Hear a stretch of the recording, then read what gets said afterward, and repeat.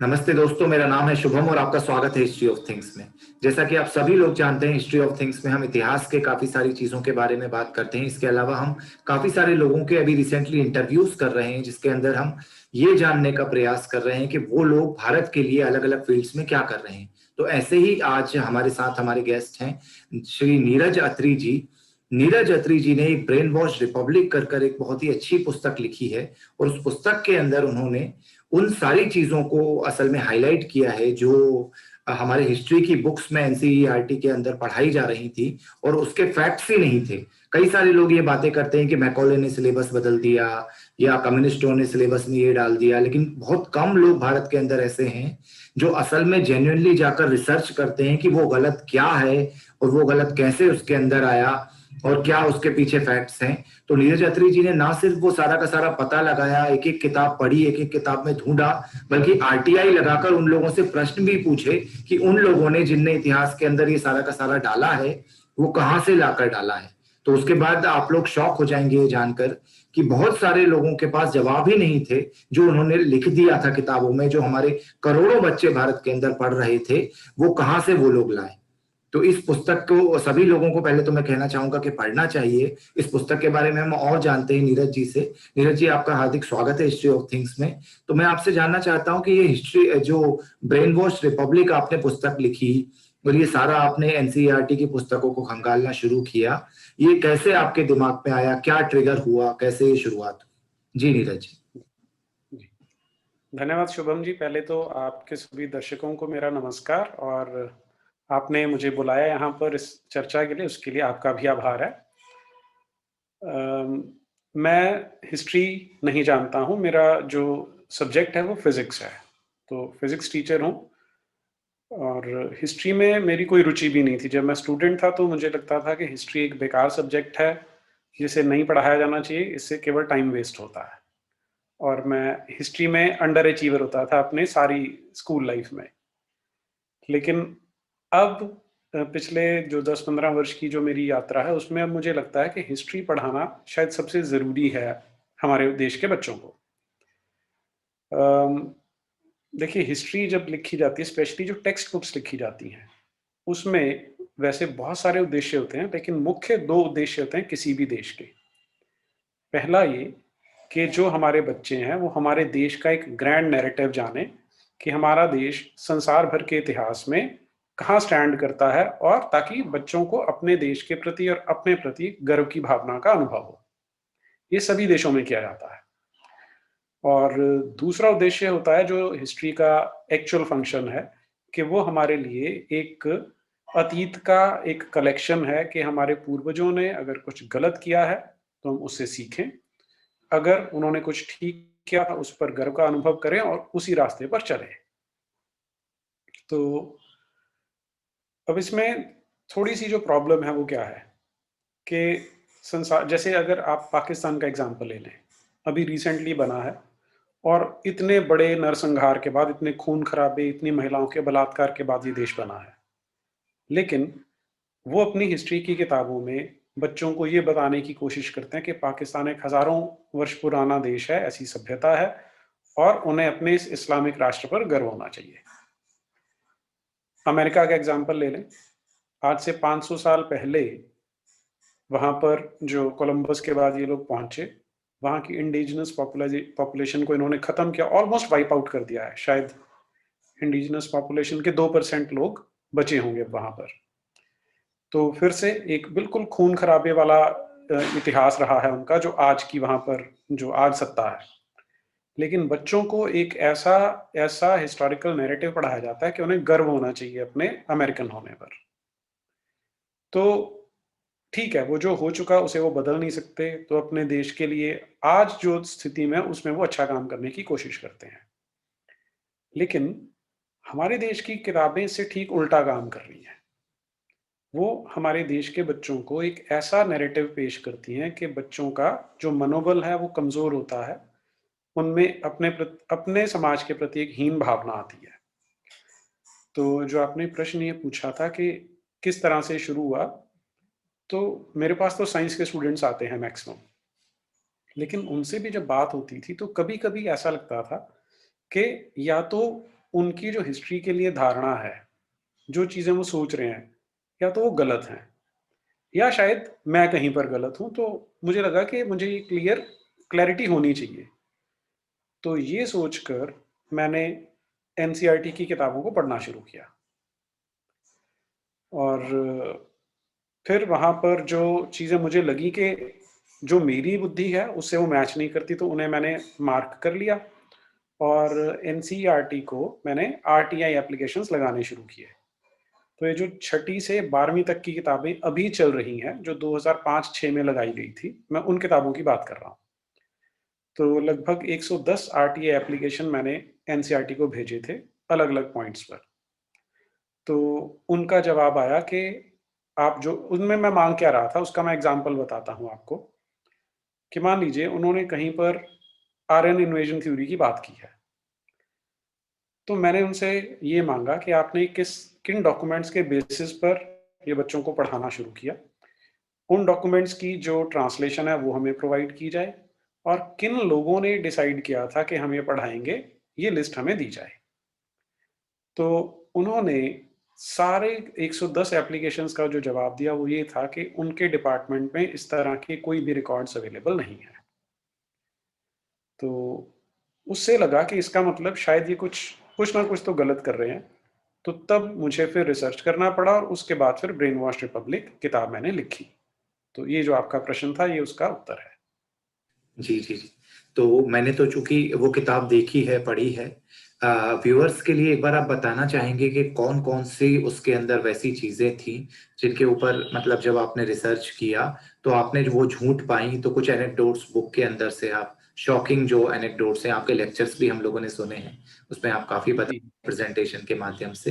तो वो व्यूअर्स को जी, 2-3 ऐसी बातें जो सबको जानना चाहिए कि ये था, ये पढ़ाया जा रहा था हमारी किताबों में। जी। जैसे एक तो जो 7वीं क्लास की किताब है, उसमें उन्होंने कुतुब मीनार के बारे में लिखा हुआ है, कि जो कुतुब मीनार है, वो कुतुबुद्दीन ऐबक और इल्तमिश, ये 2 सुल्तान थे जिन्होंने इसे बनवाया था। तो मेरा प्रश्न उनसे यही था कि आपने किस आधार पर ये चीज़ बच्चों को बतानी शुरू की है? और क्या डॉक्यूमेंट्स हैं? और डॉक्यूमेंट्स के अलावा जब भी कोई बिल्डिंग बनाई जाती है, तो स्पेशली मिडल एजेस में क्या करते थे कि शिलालेख लिखे जाते थे, जिसे हम एपिग्राफ्स बोलते हैं, एपिग्राफिक एविडेंस होता है, कि फलाँ राजा ने फलाँ आर्किटेक्ट के माध्यम से ये बिल्डिंग इस सन में यहाँ पर बनाई थी। तो ये भी माँगा गया कि एपिग्राफिक एविडेंस जो है हमें प्रोवाइड किया जाए।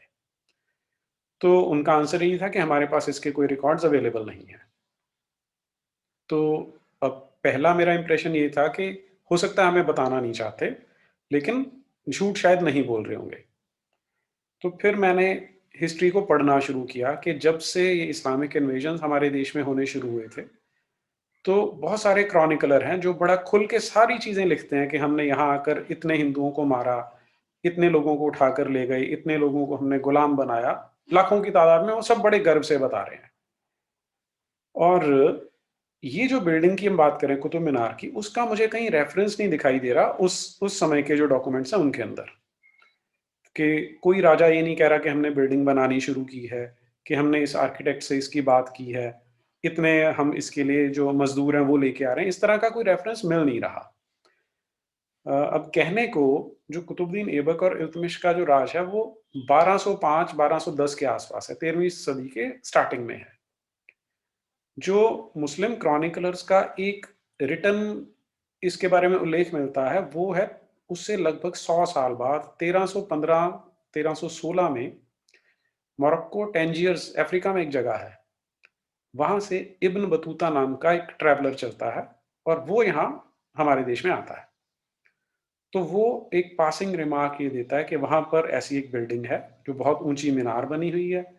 उसके साथ जिसे हम अशोक स्तंभ कहते हैं, उसका भी रेफ़रेंस देता है कि उसका जो डायमीटर है, मैंने अपनी पगड़ी उसके चारों तरफ लपेट के उसको नापा था, और वो वहाँ पर एक पासिंग रेफ़रेंस देता है कि ये मीनार उस सुल्तान ने बनवाई थी।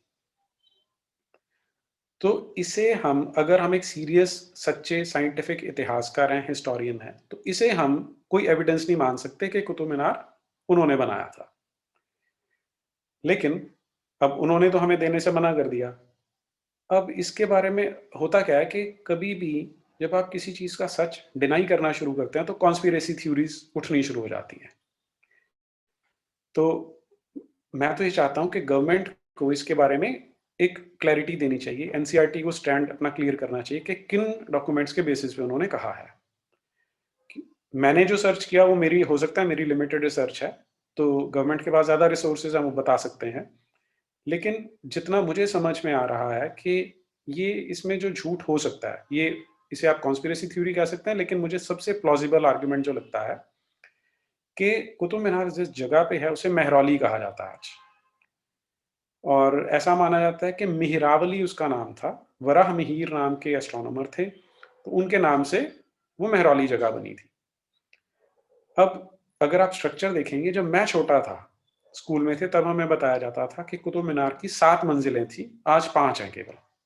वो 2 बिल्डिंगें गिरने के अलग-अलग रीज़न बताते थे तब, कि कोई बोलता था कोई एरोप्लेन आके टकराया था, कोई कहता था उसके ऊपर एक बहुत बड़ी ब्रह्मा जी की मूर्ति थी, तो जब उसे गिराया गया तो 2 बिल्ड वो जो मंजिलें थी वो भी गिर गई। हमें नहीं पता सच क्या है।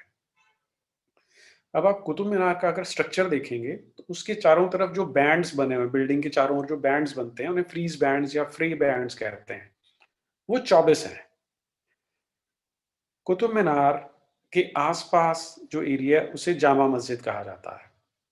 वहाँ आर्कियोलॉजिकल सर्वे ऑफ इंडिया ने एक प्लेट लगा रखी है, जिस पे लिखा है कि ये मस्जिद 27 हिंदू और जैन मंदिरों को तोड़ के बनाई गई है। तो आप इन सारे नंबरों में जब ध्यान देना शुरू करते हैं कि 24 फ्रीज़ बैंड्स हैं, वो चौ एक दिन के 24 घंटों को डिनोट करते हैं। जो बिल्डिंग की 7 मंजिलें हैं, वो हफ्ते के 7 दिनों को डिनोट करती हैं। जो 27 मंदिर तोड़े गए हैं, वो 27 नक्षत्रों को डिनोट करते हैं। तो हो सकता है कि जो कुतुब मीनार है, वो एक एस्ट्रोनॉमिकल टावर था, जो इस्लामिक इन्वेडर्स से पहले ही वहाँ पर था, लेकिन सिर्फ़ हमें गलत हिस्ट्री पढ़ा दी गई है। ऐसा पॉसिबल है। अब सर्कमस्टेंशियल एविडेंस और क्या हो सकता है? आप कल्पना करके देखें कि 27 मंदिरों का एक टेम्पल कॉम्प्लेक्स है। तो उसके अंदर बिल्कुल बीचों-बीच ज्योमेट्रिकली सिमेट्रिकल जगह पर इतनी बड़ी जगह कोई छोड़ेगा कि वहाँ पर इतनी बड़ी इमारत बनाई जा सके? कॉमन सेंस इसको डिफाई करती है। तो ये तो एक एग्ज़ाम्पल जो मैंने आपके साथ शेयर किया ये है। फिर जब हम हिस्टोरिकल डॉक्यूमेंट्स पढ़ते हैं, पहला जो सक्सेसफुल इन्वेजन हुआ था सन 712 में था, जो सिंध में हुआ था। तो उसके बाद टीपू सुल्तान तक जितने हमें इस्लामिक डॉक्यूमेंट्स मिलते हैं, जितनी इस्लामिक किताबें मिलती हैं, वो बड़े गर्व से बताती हैं कि हमने यहाँ आकर काफ़िरों को मारना शुरू किया, सैकड़ों की तादाद में मारा, ब्राह्मणों के जनेऊ काटने शुरू किए, यहाँ की जो मंदिर थे उन्हें तोड़ा हमने, वो सब गर्व से बताते हैं ये। लेकिन हिस्ट्री की बुक्स उसे गर्व से नहीं बताती, वो बताती नहीं, इसके बारे में साइलेंट हो जाती हैं। अब इतना बड़ा जो नरसंहार हुआ है, उसके बारे में आप नहीं बता रहे, लेकिन ऑन द अदर हैंड उससे बिल्कुल कॉन्ट्ररी इस तरह के असर्शंस हैं उसमें जिनसे लगता है कि बहुत अच्छे लोग थे, जिन्होंने बड़ा जस्ट रूल यहाँ पर आके एस्टैब्लिश किया, बड़ा न्याय किया जाता था। फॉर एग्ज़ाम्पल जहाँ मंदिर तोड़ने की बात आती है, तो वहाँ पर 7वीं क्लास में बच्चों को ये बताया जाता है कि मंदिरों को क्यों नष्ट किया गया। तो इसके लिए 4 पैराग्राफ हैं एनसीईआरटी में। पहले पैराग्राफ से शुरू होते हैं, उसमें बताने की ये कोशिश की जाती है कि जो मंदिर थे, वो राजा की शक्ति को डिनोट करते थे। अगले पैराग्राफ में बताते हैं कि एक कोई हिंदू राजा था, उसने श्रीलंका में आक्रमण किया जहाँ पर बौद्ध राजा था। तो वहाँ जाके उसने कुछ वहाँ पर तहस-नहस किया और वहाँ से कुछ मूर्तियाँ उठा के वो यहाँ ले आया। तीसरे पैराग्राफ में बौद्ध राजा यहाँ आता है, वो यहाँ की मूर्तियाँ उठा के वो अपने राज्य में ले जाता है। और चौथे पैराग्राफ में छोटा-सा ये रेफ़रेंस आता है कि महमूद गज़नवी जब आया तो उसने भी कुछ मंदिरों को अपवित्र किया। तोड़ने की बात नहीं बताते। और फिर जो राजेंद्र चोल थे, जो दक्षिण में चोल किंगडम आपने सुना होगा, उसके राजा थे कि उन्होंने भी ऐसे एक जगह पर जाकर इन्वेड किया, वहाँ से मूर्ति लाकर मूर्ति उठा के लाए और अपने यहाँ लाकर रख दी वो। अब 7वीं क्लास का बच्चा जो 12-13 वर्ष का है, वो इससे जो इम्प्रेशन लेगा, वो इंप्रेशन होगा कि इसका मतलब हिंदू, बौद्ध, मुस्लिम सारी ऐसा काम करते थे कि मंदिर मंदिर तोड़ते थे, मूर्तियाँ तोड़ते थे। जो चीज़ वो मिस कर जाएगा कि कहीं पर भी मंदिर तोड़ने का एग्ज़ाम्पल हेडिंग में मंदिर क्यों तोड़े गए ये हेडिंग है, लेकिन एक्सप्लेनेशन में कहीं एक मंदिर तोड़ने का उल्लेख नहीं किया। सिर्फ़ महमूद गज़नवी ने अपवित्र के ये उल्लेख किया जाता है। अब वास्तविकता क्या है कि उनके अपने क्रॉनिकलर्स की जो किताबें हैं, उनको अगर हम देखते हैं, तो कम से कम 20,000 मंदिरों का रेफ़रेंस वो देते हैं, जो उन्होंने तोड़े हैं। अब इतने बड़े देश में, इतने बड़े टाइम पीरियड में एक ही जैसा बिहेवियर है, starting from Mohammad bin Qasim to Tipu Sultan. सब मंदिर तोड़ते हैं, सब काफ़िरों को मारते हैं। क्योंकि इसकी इंस्पिरेशन उनको उनके डॉक्ट्रिन से, उनके मज़हब से मिलती है, इस्लाम से मिलती है। लेकिन ये हमारे बच्चों को नहीं बताया जा रहा कि ये अत्याचार हुआ था, बल्कि उनको जस्ट राजा, न्याय करने वाले राजा के रूप में पेश किया जाता है। और इस्लामिक डॉक्ट्रिन में एक जो बड़ी प्रॉब्लम आती है, वो है कि वहाँ पर पूरी तरह से बाकी लोगों के लिए इंटॉलरेंस है। वो चाहते हैं कि सारे या तो मुसलमान हों, जो मुसलमान नहीं है उनसे नफ़रत की जाए। तो क्योंकि हमारा देश मूर्ति पूजा करने वालों का देश है, तो यहाँ पर जब पहुँचे, मुसलमानों ने आना शुरू किया, तो उनके हाथ में कुरान थी। अब कुरान का जो 9वां चैप्टर है, उसकी 29वीं जो आयत है, जो वर्स है, वो बताती है कि क्रिश्चियंस और ज्यूज़ को अगर तुम जीवित रखना चाहते हो, या तो उन्हें मार दो। अगर वो ज़िंदा रहना चाहते हैं, तो तुम एक टैक्स देंगे, जिसे जिज़िया कहा जाता है। और ये टैक्स देने वाले को ज़िम्मी कहते हैं। तो जब यहाँ पहुँचे ये लोग, तो यहाँ देखा कि इतनी बड़ी पॉपुलेशन है हिंदुओं की, और वो इनसे हार मानने वाले नहीं, वो इनसे लड़ते रहे। तो जो इस्लाम का डॉक्ट्रिन था कि नहीं, या तो मार दो, वो मार नहीं पाए। तो फिर उन्होंने सोचा कि चलो इन पर हम टैक्स लगा लेते हैं, इनको भी हम ज़िम्मी बना देंगे, इनसे जिज़िया लेंगे। अब ये इतना शेमफुल इंसिडेंस है कि इस तरह की कोई आइडियोलॉजी हो सकती है जो केवल मज़हब के नाम पे इतनी बड़ी डिस्क्रिमिनेशन करे। उसकी सच्चाई बताना तो दूर, बच्चों को ये बताया जा रहा है कि ये जो ज़िम्मी का स्टेटस दिया था, ये हिंदुओं के साथ कोई उन्होंने बहुत बड़ा उपकार किया है कि इस तरह का बिहेवियर किया जा रहा है उनके साथ। तो इतनी बड़ी-बड़ी फ्रॉड्स बच्चों के साथ किए जा रहे हैं, ये षड्यंत्र किया जा रहा है, जो हिस्ट्री का जो मेन पर्पज़ है कि हम हिस्ट्री से सीखें कि जो गलतियाँ हुई हैं उन्हें ना दोहराएँ और हम बच सकें, वो जो मेन पर्पज़ है वो डिफीट हो जाता है। और दूसरा, कि जो मैंने आपसे कहा था कि ग्रैंड नैरेटिव देश का होता है, वो बिल्कुल नहीं बताया जा रहा, बल्कि जितनी हमारी ट्रेडिशंस हैं उन पे हमला करके उनको घटिया बताने की कोशिश की जा रही है। जी। तो ये जैसा कि आपने बताया, ये बहुत ही शॉकिंग है कि मतलब जो असली इतिहास है, मतलब ये भी नहीं कि कोई कम्युनल का है इसे, मतलब न्यूट्रल व्यक्ति भी एक इतिहास को तो जैसा हुआ है वैसा ही लिखेगा। ये भी नहीं कि हम जानबूझकर उसको वैसा कर रहे हैं। जो असल में हुआ था वो भी नहीं बता रहे ये लोग, और बल्कि दुष्टता पूर्वक क्या कर रहे हैं, उल्टा काम कर रहे हैं, उसको छुपाकर, और जो इन्वेडर्स हैं उनको ग्लोरीफाई करने का काम कर रहे हैं कि शेरशाह सूरी ने तो सड़क बनाई, सिक्के चलाए, और अकबर इतना महान था, और कई सारे तो फिक्शनल कैरेक्टर्स भी जोड़ दिए कि उनकी उनसे शादी हुई, जो कई हिस्ट्री में मिलते नहीं है। तो ये आपको क्या लगता है कौन लोगों ने किया? जैसे कि आपने तो 2005 के बाद का जो स्टडी किया है, तो ये किस पीरियड में ये सिलेबस में चेंज हुआ होगा? और आपने जैसे कि एक का क्वेश्चन और आरटीआई में लगाया था कि कौन लोग थे जिनने ये किया, तो उसमें कुछ नाम आप हुँ, पता चले कि कौन थे और कब ये हुआ? किन लोगों ने इतिहास में ये सब जी, बदलाव किया? जी। अ, मैं आज से 15 साल पहले पॉलिटिकली बिल्कुल भी अवेयर नहीं होता था। मैं एक बिल्कुल सिंपल आदमी था कि मुझे पैसा कमाना है, बड़ा घर लेना है, बड़ी गाड़ी लेनी है, तो वैसी एक अपनी सोच होती थी। तो पॉलिटिकली बिल्कुल अवेयर नहीं था, लेकिन मुझे याद है कि जब अटल बिहारी वाजपेयी की सरकार थी, तो मुझे लगता था बीजेपी भी उतनी करप्ट है जितनी कांग्रेस है, सारे पॉलिटिशियंस घटिया होते हैं, जो मेरी एक सोच थी वो। तो उन दिनों में अखबारों में एक कंट्रोवर्सी आया करती थी, सैफ्रनाइज़ेशन ऑफ एजुकेशन, कि भगवाकरण किया जा रहा है किताबों का। तो फिर जब 2004 में अम, इलेक्शन हुए, तो वाजपेयी की सरकार हार गई और मनमोहन सिंह की जो सरकार थी, यूपीए 1, वो आती है, और जिसमें इनिशियली ये था कि सोनिया गांधी प्राइम मिनिस्टर बनेंगी, लेकिन कुछ टेक्निकल कारणों से वो बन नहीं पाई। फिर उन्होंने रिमोट से सरकार चलाई 10 साल तक। तो उस समय जो पहले एचआरडी मिनिस्टर बने, ह्यूमन रिसोर्स डेवलपमेंट मिनिस्टर, थे अर्जुन सिंह। उन्होंने एक प्रेस कॉन्फ्रेंस करके बताया कि ये जो किताबें हैं इनको डिटॉक्सिफाई किया जाना ज़रूरी है, कि जो पहले वाजपेयी सरकार थी उन्होंने किताबों में बहुत ज़हर घोल दिया है, इसे डिटॉक्सिफाई किया जाएगा।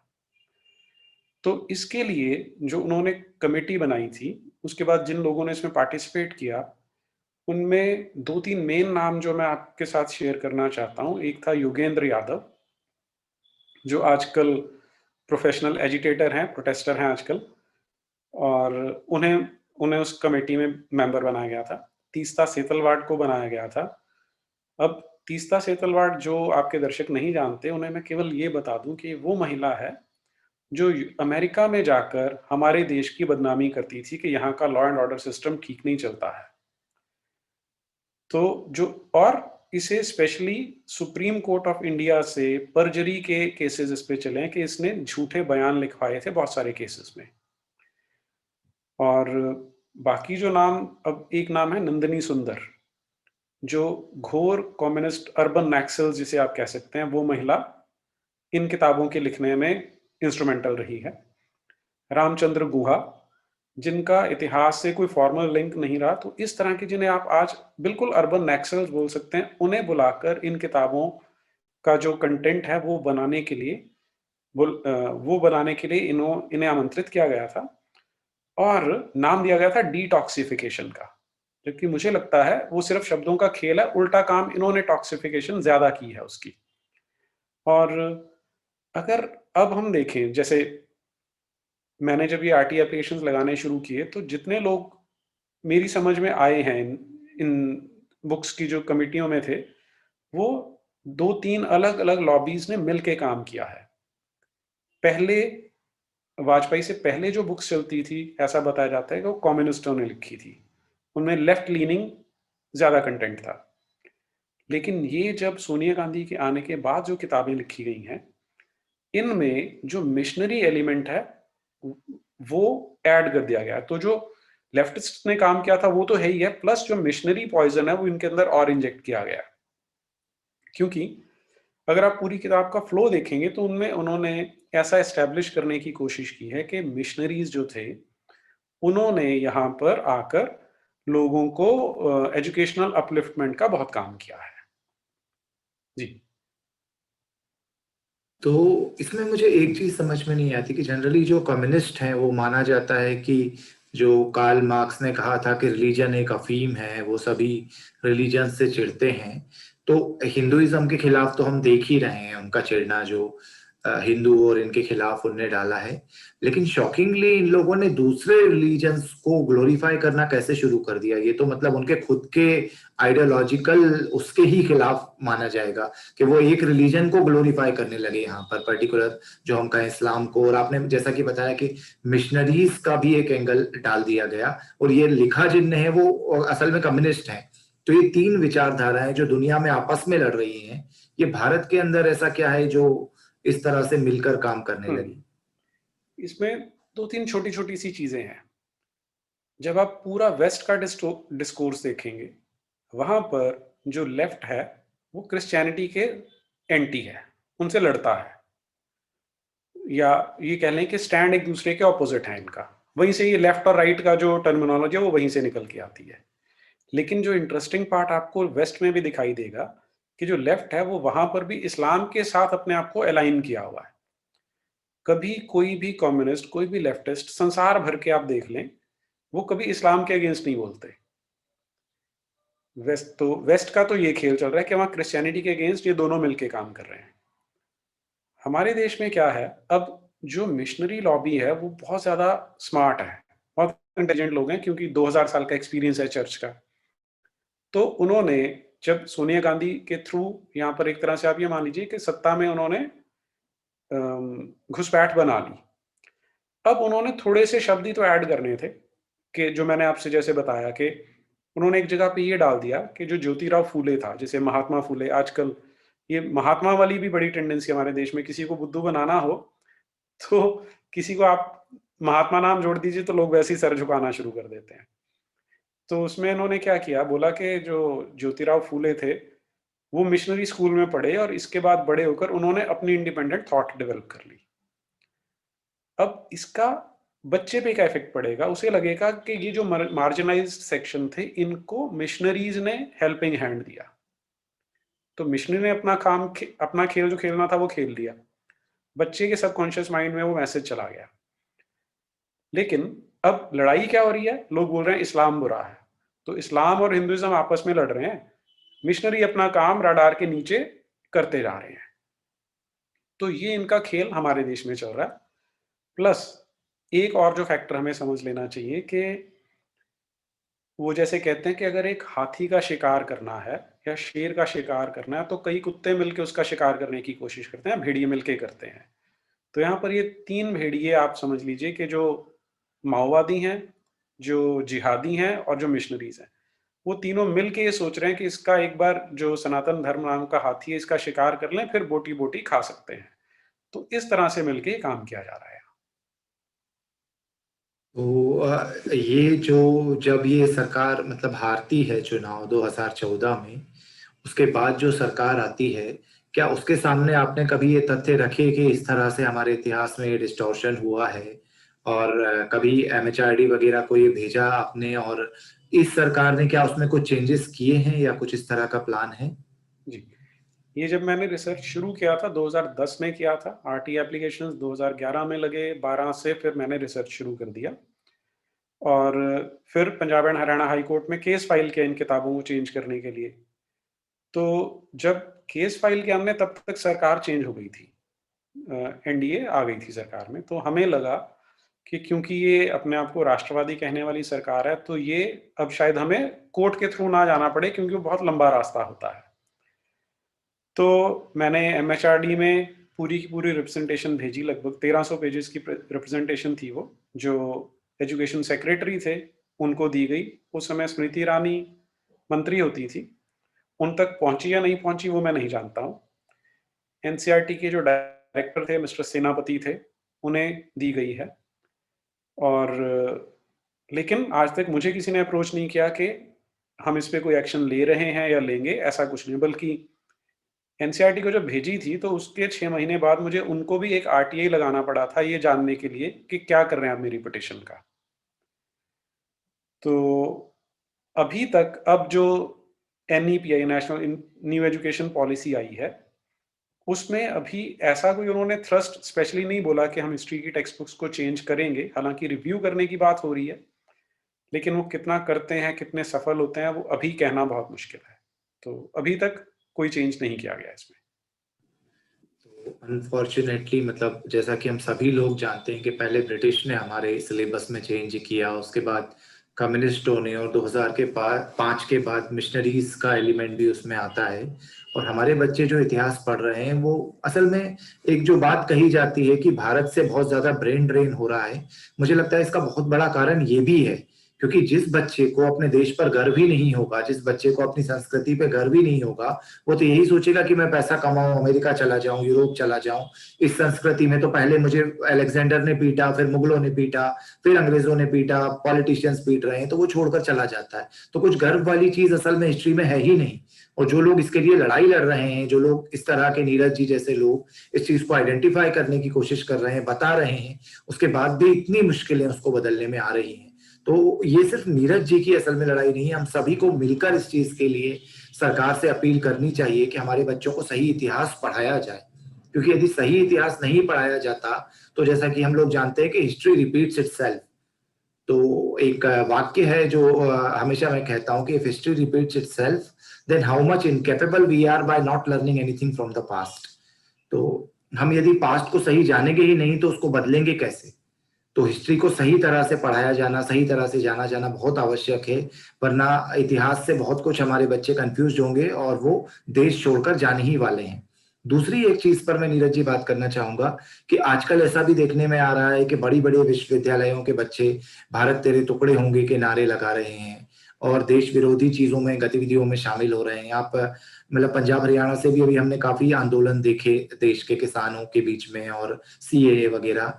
तो आपको लगता है कि ये बच्चे असल में वही इतिहास उसी तरह का पढ़ के बड़े हुए हैं, इसलिए ये मतलब उन सभी ताकतों के साथ मतलब आइडेंटिफाई कर रहे हैं, और एक हमारा जो एलीट वर्ग है जो मेट्रो सिटीज में रह रहा है, जिसको अर्बन नक्सल भी कहा जाता है, और अर्बन नक्सल नहीं भी, जो न्यूट्रल यूथ भी है, वो भी इनसे इतना ज्यादा इन्फ्लुएंस हो जा रहा है कि उनको लगता है यही सब कुछ सच है।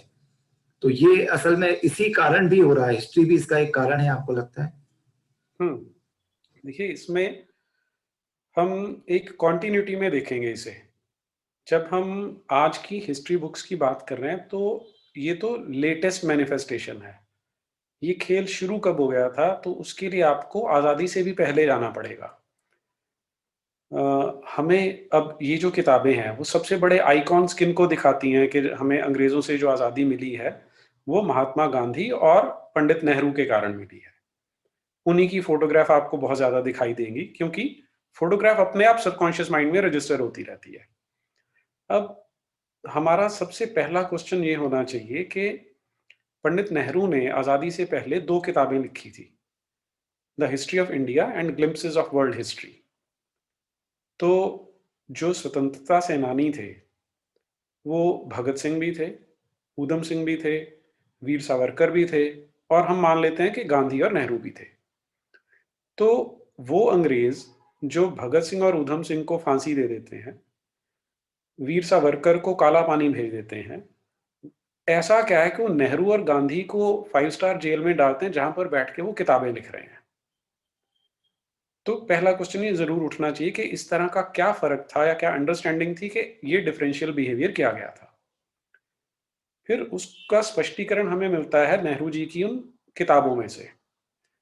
उन किताबों में आपको वो टेम्पलेट दिख जाता है, वो जो आज 2021 तक ऐसे का ऐसा चल रहा है। उन्होंने अपनी किताब में क्या किया हिस्ट्री ऑफ इंडिया में, अब आपको ये ध्यान रखना है कि उस टाइम इंटरनेट नहीं था। डिस्कवरी जब इंडिया में, जी सॉरी जी, डिस्कवरी ऑफ इंडिया में उन्होंने आर्यन इन्वेजन वगैरह की भी बात की है।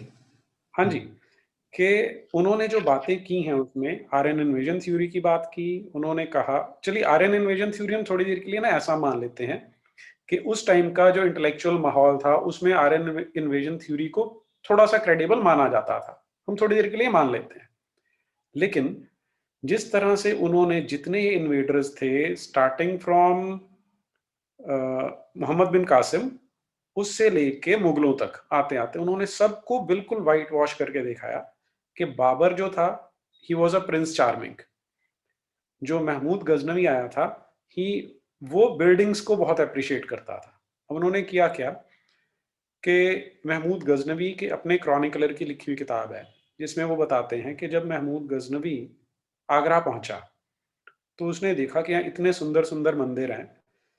फिर वो अपनी एक जस्टिफिकेशन देता है कि इतना बड़ा शहर, जिसमें इतने सारे मंदिर हैं, अगर मैं 200 साल तक लगातार अपने मज़दूर लगाए रखूँगा, और शायद 2 करोड़ दिनार, इस तरह की एक बड़ी-सी फ़िगर वो कहता है कि इतना पैसा खर्च होगा, ये आज से 1000 साल पुरानी उसकी एस्टिमेशन है, तब इस तरह का शहर बनाया जा सकता है। और फिर उसके बाद वो लिख रहा है कि फिर उसने ऑर्डर दिया कि इन सारी बिल्डिंग्स को नफ्ता से लपेट कर जला के इनको ज़मींदोज़ कर दो। तो चाचा नेहरू ने अपनी किताब में लास्ट वाली लाइन हटा दी कि उसने उस सारे का सारा शहर तबाह किया, बस ये बता दिया कि उसने बिल्डिंग्स की प्रेज़ की थी। तो इस तरह की ब्लैटेंट मैन्युफैक्चर्ड हिस्ट्री आज़ादी से पहले शुरू हो गई थी। ये टेम्पलेट वो आज तक चल रहा है। तो आप ये मान लीजिए कि 80-90 साल हो चुके हैं इसको वैसे ही चलते हुए। तो आज कुछ नया नहीं है, वो तभी से चल रहा है। और अब सवाल ये उठता है कि ऐसा क्यों कर रहे हैं? तो जब अंग्रेज़ आए थे, तब जब मुसलमानों ने आना शुरू किया, तो उनके हाथ में कुरान थी। उनका ऑब्जेक्टिव था कि सबको मुसलमान बनाना है, और लूटना तो ही है, वो इंसिडेंटल साथ में बेनिफिट है। जब अंग्रेज़ आए थे, जब ये ईस्ट इंडिया कंपनी सारी आनी शुरू, यूरोपियन आने शुरू हुए, उनका भी वही ट्विन ऑब्जेक्टिव था, लूटना प्लस क्रिश्चियनाइज़ करना। तो क्रिश्चियनाइज़ करने में वो सक्सेसफुल नहीं है, लूटने में ज़्यादा सक्सेसफुल हो गए। लेकिन वो इस तरह का अरेंजमेंट यहाँ छोड़ के गए कि जब हम चले भी जाएँगे, तब भी ये प्रोसेस वैसे का वैसे चले। तो इसलिए उन्होंने पंडित नेहरू जैसे लोग जो शायद बहुत ज़्यादा कॉलोनाइज्ड मेंटालिटी थी, या एक साइकोलॉजी में एक टर्म आती है स्टॉकहोम सिंड्रोम, कि जब कोई आपको बहुत ज़्यादा टॉर्चर कर देता है, आपको ओवर पावर कर लेता है, तो आप बिल्कुल पावरलेस होते हैं। तो हमारे माइंड का एक डिफेंस मैकेनिज्म है कि हम अपने आप को उस ऑप्रेसर के साथ आइडेंटिफाई करना शुरू कर देते हैं कि मैं भी इसके जैसा हूँ। तो पंडित नेहरू जैसे लोग शायद इतना ज़्यादा वो ऑप्रेस हो चुके थे कि उन्हें खुद भी पता नहीं था कि कितने ज़्यादा कॉलोनाइज्ड हैं, तो उन्होंने वही वाली हिस्ट्री लिख दी जो अंग्रेज चाहते थे, और फिर सिस्टम वैसा ही सेट कर दिया कि जो हमारे एजुकेशन मिनिस्टर हैं वो ऐसे थे जो अंगूठा छाप थे, जो कभी स्कूल नहीं गए, कॉलेज नहीं गए, जो मदरसे में पढ़े थे। इस तरह के लोगों को जब आप एजुकेशन मिनिस्टर बना रहे हैं, तो अंडरस्टूड है कि आप ये चाहते हैं कि वही जो डिस्टॉर्टेड हिस्ट्री है वो लोग ये लोग पढ़ें, और ये जो सिविलाइजेशन है इसको खत्म किया जा सके। जी। तो अभी इस समय जब भारत एक ऐसी स्थिति पे खड़ा है जहां या तो वो वर्ल्ड पावर बन जाएगा या फिर जो ब्रेकिंग इंडिया फोर्सेस हैं वो उसे तोड़ने में लगी हुई हैं और youngest country of the world है। इस समय आपको आपके अनुसार एक वे फॉरवर्ड क्या है? हमें क्या करना चाहिए ऐसी स्थिति से निपटने के लिए? आपके पिछले क्वेश्चन का एक पार्ट शायद जो मैं मिस कर गया, जी। कि ये जो आजकल हमें लोग दिखाई दे रहे हैं, जो यंगस्टर दिखाई दे रहे हैं यूनिवर्सिटीज में, तो वो ये इन किताबों का तो इफेक्ट है, ये कम्युलेटिव इफेक्ट है 60-70 साल का, 80 साल का, जो ब्रेन वॉशिंग चल रहा था, कि 3 पीढ़ियां ऐसी निकल चुकी हैं जो ऐसी ब्रेन वॉश होती रही। अब ये वही सिविलाइजेशनल बैटल है जो तब शुरू हुई थी और आज तक कॉन्टिन्यूएशन में है, वो कॉन्टिन्यूटी में है। अब आप देखिए ना कि वर्ल्ड ओवर जितनी पुरानी सिविलाइजेशंस थी, रोमन, इजिप्शियन, पर्शियन, इंका, माया, एज़टेक, शिंटो, इन सबको ये जो दो विचारधाराएं निकली पिछले 2000 साल में, इस्लाम और क्रिश्चियनिटी, इन्होंने बाकी सबको वाइप आउट कर दिया है। सिर्फ एक हमारी सिविलाइजेशन बची हुई है, वो इसलिए कि हमारे पूर्वज लगातार लड़ते रहे, उन्होंने हार नहीं मानी। अब ये बहुत पावरफुल फोर्सेस हैं, ग्लोबल एम्पायर्स हैं, इस्लाम, क्रिश्चियनिटी, और अगर आप माओइज्म या लेफ्ट को इसमें इंक्लूड कर लें तो 3 ग्लोबल एम्पायर्स हैं जो हमें खत्म करने में लगी हैं। तो अगर तो हम हिस्ट्री के अकॉर्डिंग चलें, तो हम एक ऐसी बैटल में जिसमें हम हार सकते हैं।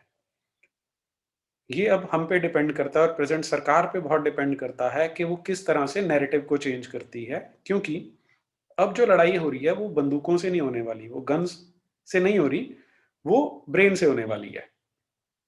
जो विंस्टन चर्चिल थे, जो इंग्लैंड के जो प्रीमियर थे 1940s में, उन्होंने कहा था कि जो फ्यूचर कॉलोनाइजेशन होगी that will be the colonisation of mind.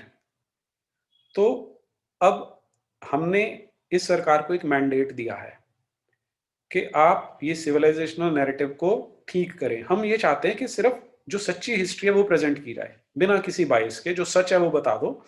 उतना ही चाहिए कि जो जो बैटलफील्ड था वो टिल्टेड था आज तक, सिर्फ उसे बैलेंस कर दो, बाकी हमारी सिविलाइजेशन इतनी स्ट्रांग है कि वो अपने आप ये काम कर लेगी, क्योंकि सच से बड़ी ताकत कोई नहीं होती, और हमारे पास सच की ताकत है। और फॉर्चुनेटली जो ये इंटरनेट या सोशल मीडिया है उसने हमें ये पावर प्रोवाइड कर दी है। अगर ये ना आया होता तो शायद आज हम भी कॉलोनाइज्ड माइंडसेट में आज भी वैसे ही रह रहे होते, या बहुत सफोकेटेड फील कर रहे होते। तो अगले जो 5-10 साल हैं वो इस सिविलाइजेशनल कॉन्टिन्यूटी के लिए बहुत क्रूशियल हैं। अगर तो ये नैरेटिव सच पे आ गया, फिर तो हम इन्हें डिफीट करके के जो वो बोलते हैं ना कि अनरोल कर सकते हैं, जो आज तक रोल आउट करते रहे हैं हमें, हम उसे अनरोल करके वापस ग्रिप में ले सकते हैं। लेकिन अगर ये नैरेटिव, और इसमें गवर्नमेंट का बहुत बड़ा रोल है, वो फॉर्चुनेट है या अनफॉर्चुनेट है वो अलग बात है, क्योंकि एजुकेशन सेंट्रलाइज्ड है, तो सरकार अगर नहीं करेगी तो बहुत प्रॉब्लम आने वाली है इसके लिए। जी, तो जैसा कि नीरज जी ने बताया कि इस समय हम लोग जो लड़ाई लड़ रहे हैं वो फाइनल बैटल है और ये उसी तरह से जैसे महाभारत में एक समय एक तरफ सारे अच्छे लोग धर्म वाले इकट्ठे हो गए थे, एक तरफ सारे लोग जो उनसे लड़ने वाले इकट्ठे हो गए थे। और इस समय में इतिहास को यदि सही नहीं किया गया तो बहुत देर हो जाएगी। और इस समय जो वर्ल्ड में जो वॉर्स हो रही हैं वो भी उस तरह की नहीं होती कि कोई ने किसी के देश पे हमला कर दिया। अभी जो वॉर्स होती हैं वो हाइब्रिड वॉरफेयर होता है, इंफॉर्मेशन वॉरफेयर होता है, जिसके अंदर आपके ही देश के लोगों को आपके ही खिलाफ भड़काकर आपके ही देश को तबाह करने के लिए लगा दिया जाता है। तो हम लोग ये आशा करते हैं कि शायद सरकार, भारत सरकार से अपील भी करते हैं कि सरकार इस बार इन सभी चीजों को ठीक करेगी, एजुकेशन सिस्टम को ठीक करेगी, तथा वो नैरेटिव जो सच का नैरेटिव है वो सारे के सारे यूथ में पहुंचेगा। और एक नीरज जी ने बहुत अच्छी बात कही कि हम ये नहीं चाहते कि आप मतलब हमारी ही वाली हिस्ट्री लिख दो, हम तो ये बोल रहे हैं कि जो सच है वो लिख दो एटलीस्ट। तो हम लोग जो हमेशा से जो सभ्यता रही है वो सत्य के साथ रही है, सच को सबसे बड़ा इस सभ्यता ने माना है। और आज भी हम यही कह रहे हैं कि हम सच बताएं। सच बताने से असल में दोनों ही कम्युनिटीज के बीच में जो झगड़ा है वो खत्म होगा और कम्युनिटीज को ये पता चलेगा, एक कम्युनिटी को, कि हमारे यहाँ से इतने अत्याचार हुए हैं, इस कारण से लोग हमारे खिलाफ हैं, और इस कम्युनिटी को भी पता चलेगा कि ऐसा ऐसा हो चुका है, तो अब दोनों को मिलकर रहना चाहिए। तो झूठ फैलाने से बल्कि ये चीज और ज्यादा बढ़ सकती है। तो मैं बहुत बहुत धन्यवाद करना चाहता हूँ नीरज जी का कि आपने अपना कीमती समय दिया हम लोगों को, और आपके इंटरव्यू से व्यूअर्स को बहुत कुछ सीखने को मिला होगा। आशा है हम आपकी अगली बुक में भी जो फ्यूचर में आएगी उसमें भी आपसे इसी तरह से बात करेंगे और आपसे बहुत कुछ सीखने को मिलेगा। धन्यवाद नीरज जी। जी, बहुत बहुत धन्यवाद शुभम जी, आभार।